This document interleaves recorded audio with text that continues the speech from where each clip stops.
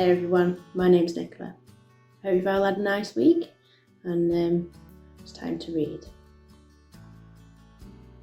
Ruth chapter 4 verses 1 to 4.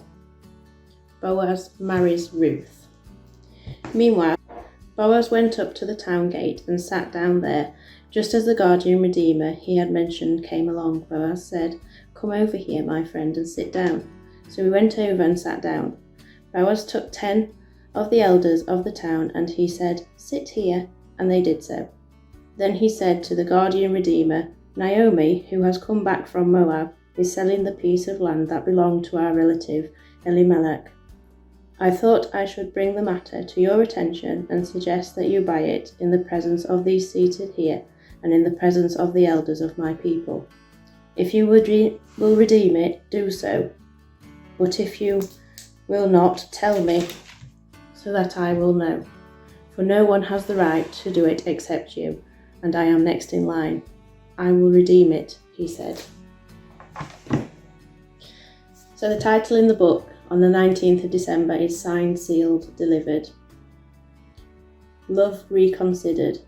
How do you know that God loves you? Right now, in the middle of the craziness of Christmas preparations, how do you really know that God loves you?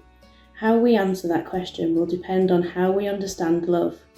Whilst there are glorious exceptions, generally our culture defines love as feeling and emotion. We feel it in our fingers, feel it in our toes, as Billy Mac's spoof song, "Christmas is All Around," put it. We fall in love and fall out of love. But today we're going to see that God's love is a very different kind of love. Boaz means business. As the day after the night before dawns, we now find ourselves at Bethlehem's town gate, where legal decisions were made. This is very different scene from yesterday. The intimate language of lying down has been replaced with the formal language of sitting down, but we're here because of love. Boaz won't rest until Naomi and Ruth's predicament is resolved. And would you believe it, who should Boaz spot but Naomi's closer relative, the potential guardian redeemer. The "just as" phrasing here is the same as when Ruth found herself in Boaz's field. The same sovereign God is working behind the scenes. Boaz means business, so he directs the relative to sit down and quickly gathers 10 elders to act as necessary witnesses. The legal redemption. What's this scene all about? Every Israelite family had a plot of land that would be passed down the generations as a maker of their share in God's promises. But when Naomi and her husband left Bethlehem, probably either they sold their family land or someone else took it over. Now that Naomi is back in the promised land, it seems she can only get the family land back if someone redeems it on her behalf, in turn providing for her as well. As we've seen, the responsibility to do this lay upon the closest relative, and so Boaz addresses this unnamed man.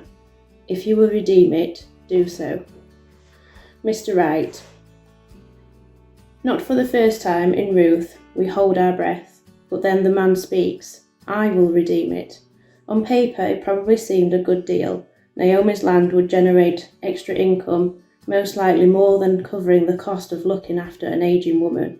Yet it's a heart-in-the-mouth moment for us. Of course, we wanted Boaz to be the guardian redeemer. Legal love. We'll have to wait to see what happens next, but take a moment to reflect on this business scene. Maybe this legal stuff seems a bit technical, but in the Bible, God's covenant love is bound up with a legal commitment. It's not just an emotion or a momentary feeling. It's the difference between "I'll do it right now, whilst I'll feel like it," and "I will do it because I've promised." To be sure of God's love when circumstances are hard, we need a redeemer who has signed on the dotted line.